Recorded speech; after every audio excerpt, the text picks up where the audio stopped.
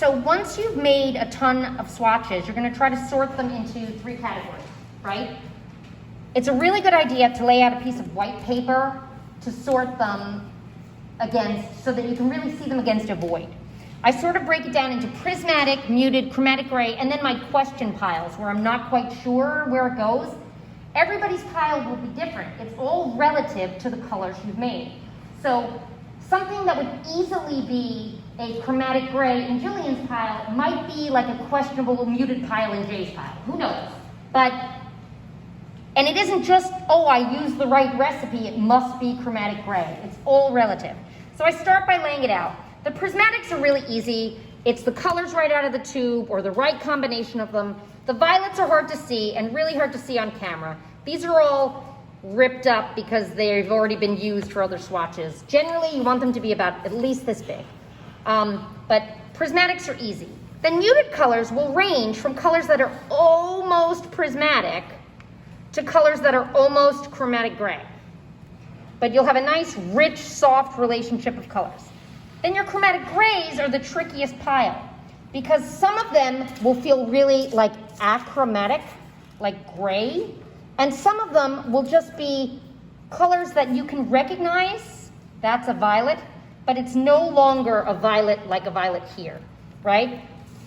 What you want to make sure you have at the end of class today is all of your prismatics, your 2 yellows, your 2 reds, your 2 blues, the mixture of the 2 yellows, the mixture of the 2 blues, the mixture of the 2 reds, your prismatic green, your prismatic orange, your prismatic violet, and, if possible, variations of those where you have a lighter green that has more yellow than blue, a lighter orange that has more yellow than red, and a lighter violet that has more, or 2 different violets, one that has more red than blue and one that has more blue than red. It won't be lighter in value probably. In your muted pile, you want to make sure you have all the hues, red, yellow, blue, green, orange, violet, represented, and you want to make sure you have a broad value range. Light colors and dark colors, dark muted colors. Same for chromatic grays. You want to make sure you have, like this is a chromatic gray that used to be red or used to be orange. It's hard to tell now. This is a chromatic gray that was definitely yellow. It's related to yellow, right? You can see here a nice, that one's too close, a nice shift from prismatic to muted to chromatic gray here. And you will have questions. You'll have ones that it's like, oh, I look at it here and I just can't tell if it's prismatic or muted. Stick it here in this question pile, right? You may have some colors over here that you're like, I just can't tell. Is that muted or chromatic gray? Stick it in the question pile. But as you go through these, you'll pick up a swatch. Sorry. You'll look at it, chromatic gray. Prismatic. Definitely muted. Definitely muted. Chromatic gray. Chromatic gray. And you'll go on so on and so forth. This is a very vivid color, but it's not prismatic. It's muted. And you'll keep going. What ends up happening, you'll have these piles. So this is a pile I have of things that I think are green, things that I think are red. You'll sort them out, you'll pull them out, and you'll put them into these piles. What we want to end up with at the end of class today is our big pile of prismatics, our big pile of muted color, and our big pile of chromatic grays.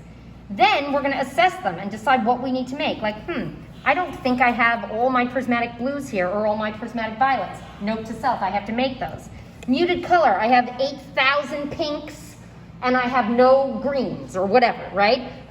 Chromatic grays, oh, I don't see enough light value chromatic grays. I'm going to be handing out grayscales, and we're going to be thinking about these in terms of light color, dark color, and everything in between. So if you think about this, here's our lightest, here's our darkest, and then we have sort of steps along the way of chromatic grays of varying value.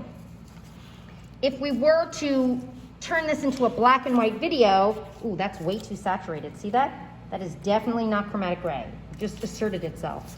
We'll have like various hues, various values of chromatic gray, and so on and so forth with muted color and prismatic.